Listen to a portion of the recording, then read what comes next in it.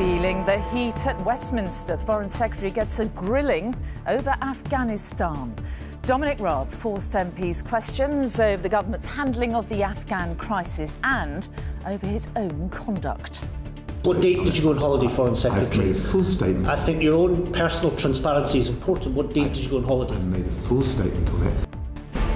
Also tonight, coming soon for clubbers, vaccine passports for all large events in Scotland.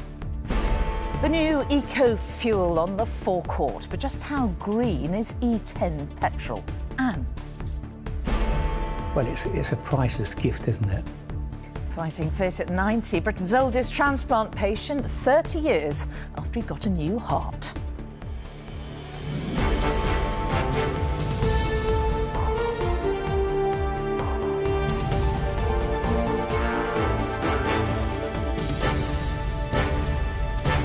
This is the ITV Evening News with Mary Nightingale. Good evening. It was an uncomfortable afternoon for the Foreign Secretary Dominic Raab today as he faced a grilling from a committee of MPs about the government's handling of the crisis in Afghanistan. In the course of the questioning, he admitted the government intelligence had been caught out by the speed of the Taliban's takeover. They had believed, he said, that it would not happen this year. He also admitted he could not say with precision how many British nationals and Afghan staff remain stranded there. But he did indicate he is departing for Doha tonight to help diplomatic efforts. Our political correspondent Carl Dinnan was watching.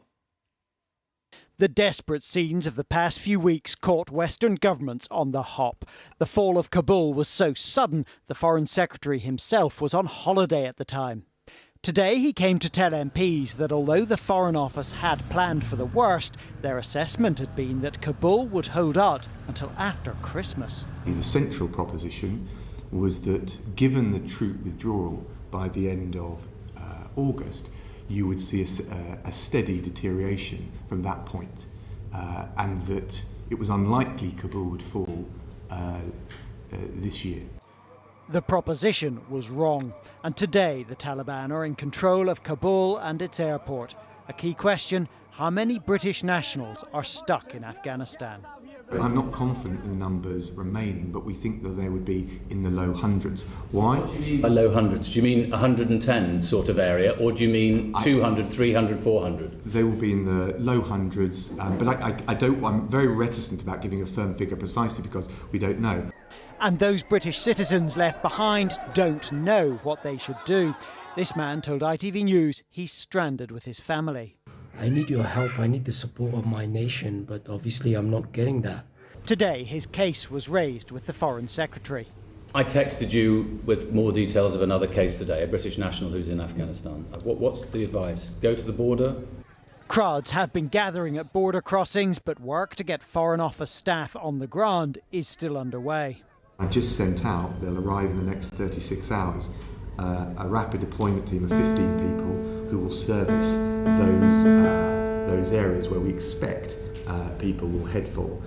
The biggest problem for Dominic Raab personally is that he was on holiday when Kabul fell. He says he was working but refuses to say when the trip started. What dates did you go on holiday? Not interested in what you did there. What date did you go? Look, I made a full statement. What date did you go on holiday, Foreign Secretary? I've made a full statement. I think your own personal transparency is important. What date did you go on holiday? I made a full statement on it. So that issue is not going away for the Foreign Secretary.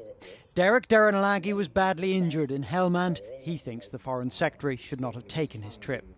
He shouldn't have, because he knew, like from intelligence on the ground, even before August, back in July, there were intelligence on the ground that the Taliban were coming and will take over the whole country. This evening, the Foreign Secretary is on his way to Qatar for discussions with regional leaders about what can now be done about Afghanistan and the people left behind there. But Mr Raab is not in the clear following his evidence today. This evening, ITV News has seen a report mentioned here in the committee hearing, a Foreign Office risk report, which said that rapid Taliban advances could lead to the collapse of the security forces and the Taliban returning to power. That report was produced for the Foreign Office in July, before Dominic Raab went on holiday. So he may be in the air tonight, but he still leaves a trail of questions in his wake. OK, Carlton and in Westminster, thank you.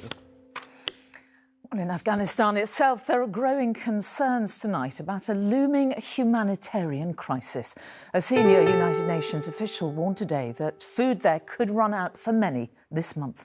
Increasing numbers of people are abandoning their homes to try to make their way to neighbouring countries. Juliet Bremner has the latest. Driven from their homes in Afghanistan, now turned away from countries where they hoped to find shelter and food. Families have found their path into neighbouring Pakistan blocked. To cross the border, they must have identity papers, which many don't have. We're refugees. We were forced out of our homes, this woman explained. We have nothing, not even tents, nothing. Across Afghanistan, more than 500,000 people have been displaced as the Taliban swept to power, many of them women and children. Today, there was a plea for the world to keep focused on the country, even if their forces are gone. We have a looming humanitarian catastrophe inside the countries. Let's look at the picture. I mean, Afghanistan has a population of 39 million people. Half of them, 18 million, need humanitarian assistance.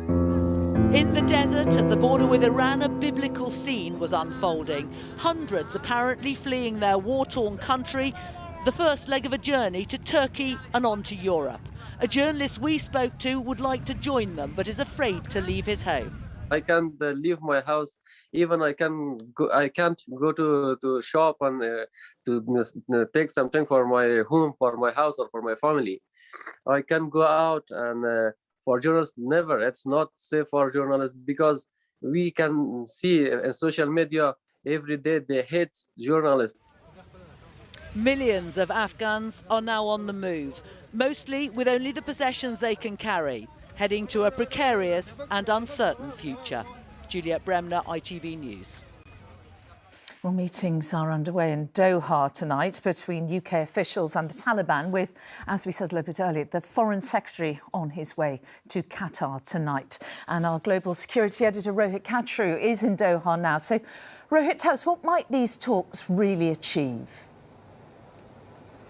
Well, the hope, Mary, is that they'll lead directly or indirectly to the safe passage for those hundreds of UK nationals and Afghans who were allowed to come to the UK, whose evacuation was halted when that process ended during the Taliban takeover. The Foreign Secretary has met with his Qatari counterparts today. Why is that so important? Because they're proving to be the crucial bridge between the Taliban regime and countries around the world. Senior British officials have met with Taliban representatives today already, ahead of the Foreign Secretary's visit overnight. And meanwhile, other countries have been discussing how to reopen the airport in Kabul, how, for example, to get that air traffic control system working again, how to provide technical assistance to.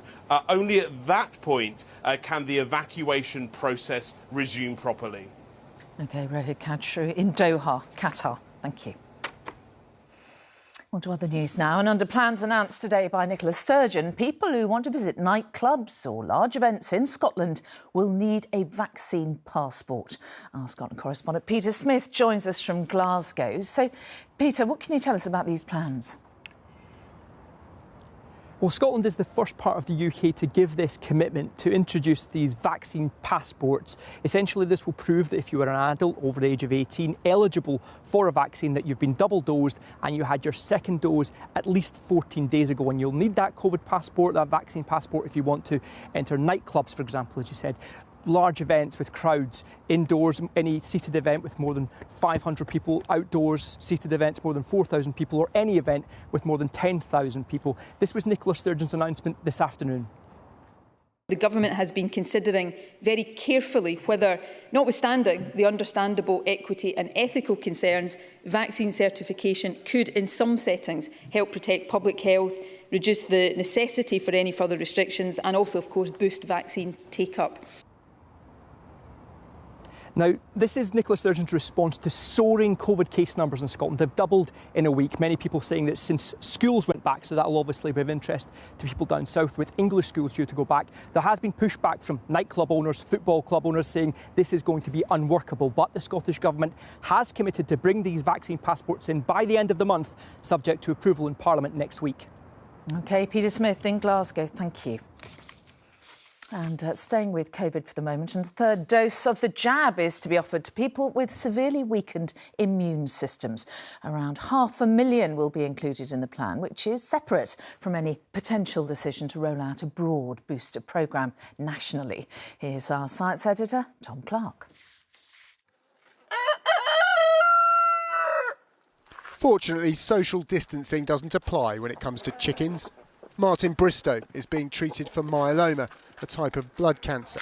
It's left his immune system weakened, and the past 18 months have been understandably hard. Going to a pub or a restaurant is a difficult sort of thing. It's always like that way, for example, it's always that way. But obviously with COVID, it's even more pronounced because everybody else is now sort of potentially taking that disease around with them. Around 40% of immune-compromised people like Martin have a weak response to 2 COVID jabs. Now, this specific group will be offered a third to see if it gives them more protection. The benefits are uncertain. It's certainly not going to cause them any harm, but it may well top up their immunity levels to the extent that they actually get better protection from the vaccine. The data is pretty unclear in this area, so we want to be giving these people a third dose really as an insurance policy. Up to 500,000 people are expected to be offered a third jab, far fewer than the 3 million or more previously classed as extremely clinically vulnerable. Will a nationwide booster campaign be announced to benefit them? It's still under review. Today's announcement doesn't affect in any way whatsoever our preparations for the booster campaign. As I say, I expect it to start as scheduled this month, but it is subject to the final view of the JCVI. But for those like Martin Bristow, another jab could be a ticket to greater freedom. Even going to a football match, that might be something that I'd feel more comfortable doing, normal stuff. Hopefully for Martin and hundreds of thousands like him, it will be third time lucky. Tom Clark, ITV News. The double child killer, Colin Pitchfork, who raped and murdered 2 15-year-old girls, walked free from jail today. Despite attempts to keep him behind bars, Pitchfork was released on licence under the terms of his sentence. The uncle of one of his victims told us he believes Pitchfork's freedom puts all children at risk. Rupert Evelyn reports. The man a judge once said would probably never be released has been freed from prison. Colin Pitchfork is back on the streets. He raped and murdered 2 15-year-old girls. In 1983, Linda Mann was the first victim. 3 years later, and Dawn Ashworth was killed. 35 years on, and the pain caused by her loss still burns through Dawn's family. Dawn was a lovely young girl with a lot of potential, and that was taken from her in an unimaginable way. I remember searing pain at her funeral, and that never leaves us, and certainly the impact it's had on my sister, her mother of course, and the rest of the family. There are some crimes that are just so heinous in their nature that they do deserve a full life tariff. There's no reprieve for Linda and Dawn, is there? Convicted today, and Pitchfork would almost certainly have spent the rest of his life in prison. In 1988 he got life, but with a minimum term of 30 years. As he's now satisfied the parole board that he is rehabilitated, he was let out. Pitchfork may have left here a free man, but his liberty comes with strings attached.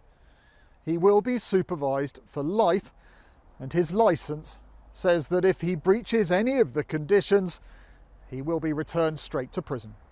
Is Pitchfork a risk to the public? Officially, he isn't.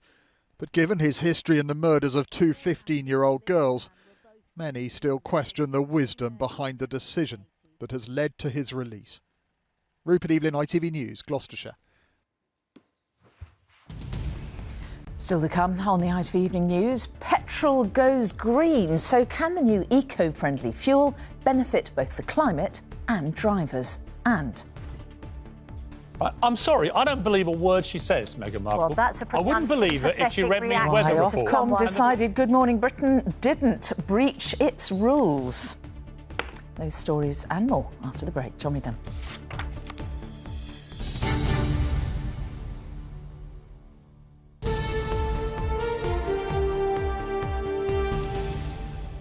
Hello again, welcome back. Now, from today, a new form of petrol is being introduced into British service stations as part of government attempts to cut carbon emissions.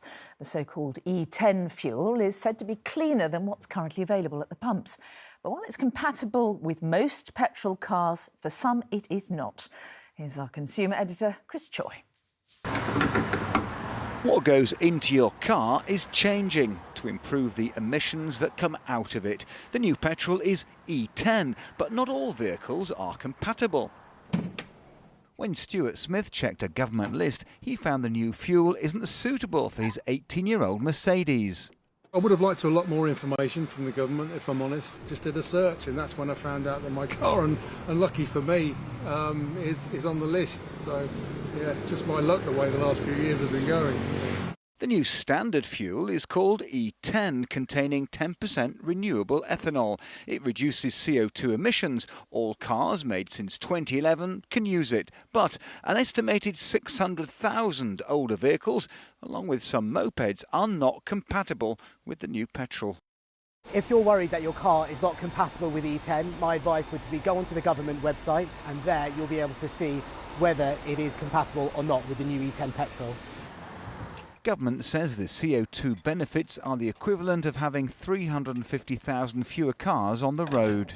This has been seen as the biggest change to our forecourts since the arrival of unleaded petrol 30 years ago. But this comes with some consumer warnings. The new fuel can cut miles per gallon by about 1%, and if your car isn't suitable for it, the alternative is more costly. If your car isn't compatible, be aware that it is going to cost you more to fill up, between 10 and 12p a litre more. Research shows a quarter of drivers are baffled by the new petrol, and campaigners say the future is electric, so this fuel won't take us far on our environmental journey. Chris Choi, ITV News.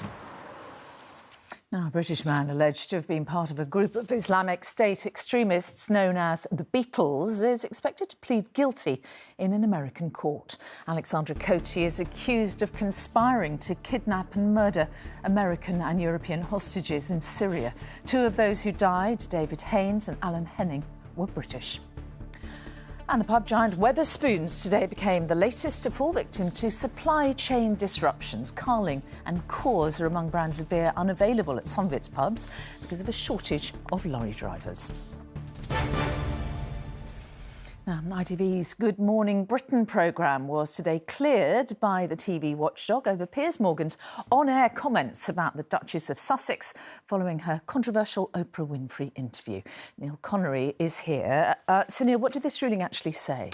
Well, Mary, Ofcom had a record 58,000 complaints over Good Morning Britain on the 8th and 9th of March, the mornings before and after the Oprah interview with the Duke and Duchess of Sussex when it was broadcast in the UK. You'll remember in that interview, Meghan said that her mental health became so bad that she didn't want to be alive anymore. She also said an unnamed member of the royal family had queried how dark their son Archie's skin might be. Now, on Good Morning Britain, Piers Morgan said he didn't believe a word she had said, and he briefly walked off set. The Duchess complained to ITV and to Ofcom. Now the broadcasting regulator has cleared ITV of any breach, saying this was a finely balanced decision. Mr. Morgan's comments were potentially harmful and offensive to viewers, and we recognise the strong public reaction to them. But we also took full account of freedom of expression. Now, Ofcom said it was concerned over Piers Morgan's apparent disregard for the seriousness of anyone expressing suicidal thoughts. He's called the judgment a resounding victory for free speech, asking, do I get my job back? OK, Neil Connery, thank you. Now, more medals were won by Paralympics GB in Tokyo today. David Smith became a double Paralympic boccia champion, retaining the title he won in Rio. It's his third career gold overall. And Becky Redfern described her swimming silver and the SB13 100 metres breaststroke as a dream come true. It's just over a year since she gave birth to her first child. And finally, before Ted Warner received his new heart, he was told he had just 3 weeks to live. So to say it's given him a new lease of life is something of an understatement, because 31 years on, Mr. Warner has just celebrated his 90th birthday by practising his golf swing in the garden. Hannah Miller went to meet him. It's like being born again. It really was. I mean, you know, I felt I could take on the world and do anything. In the days after his heart transplant, Ted Warner hoped it might give him another 8 years to live.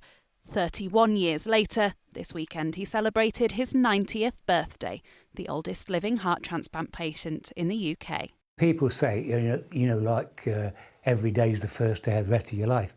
But I mean, that particular day really was the first day of the rest of my life. A keen golfer who still goes clay pigeon shooting every week, Ted's making the most of every minute. There's not a word in the English language that can describe how grateful you are, really. You know, it's a priceless gift, isn't it? This weekend, Ted said thank you to the consultant who carried out the life-saving surgery. It all starts, of course, with the heart that you get and the wonderful donation that the heart that you had was a really good one. The way you've led your life as well. Thank you. Well, I hope it's not another 31 years before I meet you again. I sincerely hope not. We should try and make it an annual event, Ted. You can teach me how to clay pigeon shoot. Yeah, I'd be delighted to. And perhaps you could teach me how to play golf. For now, Ted's getting the practice in on his own. A man who remains young at heart despite his advancing age. Hannah Miller, ITV News, Lutterworth. And that's all for now. Tom's here with news at 10, but from me and all the team, bye-bye.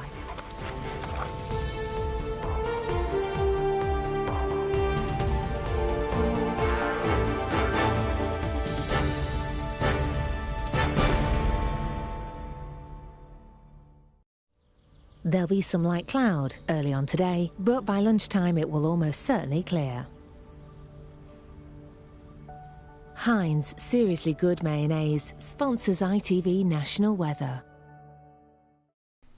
Hello there, very good evening to you. Unless you live in Scotland or Northern Ireland, today's been another meh sort of day of weather. Not really much going on, certainly fairly cloudy. Bits and bobs of brightness and drizzly bits of rain under the thickest covering of cloud. So high pressure, of course, is still very much in control of our weather, but there's a lot of cloud trapped underneath that area of high pressure, and it continues to be the case over the next few days. So if we run the sequence for Thursday into Friday as well, high pressure still firmly in control. It's just these northwestern parts are sort of away from that feed of cloud that's coming in off the North Sea, and that's why you're seeing the lion's share of the decent weather at the moment. And then if we run the sequence into the end of the week and Saturday, very little changes, but slowly high pressure starts to drift away east towards Scandinavia, and as it does so, it sort of opens the door to the Atlantic. So by the time we get into the weekend, already we've got signs of that next rain-bearing Atlantic frontal system starting to work its way in. It's expected to arrive throughout the day on Sunday, but the timings for this are still a little bit uncertain. So certainly turning wet and windy, I think, by the end of the weekend, and next week certainly looks to be reasonably unsettled. Hello, autumn. Let's get detail then. By the time we get to the end of tonight, very little has changed. It's a largely cloudy story for much of the UK, with the clearest skies still across Northern Ireland, much of Scotland, and here consequently the chilliest temperatures with some mist and fog forming for some. Through tomorrow, it's a case of rinse and repeat. Whatever you had today, you're likely to have again tomorrow. The best of the brightness towards the north and northwest, perhaps a little bit more broken and a little bit more sunshine. That's it. See you later. Heinz Seriously Good Mayonnaise sponsors ITV National Weather.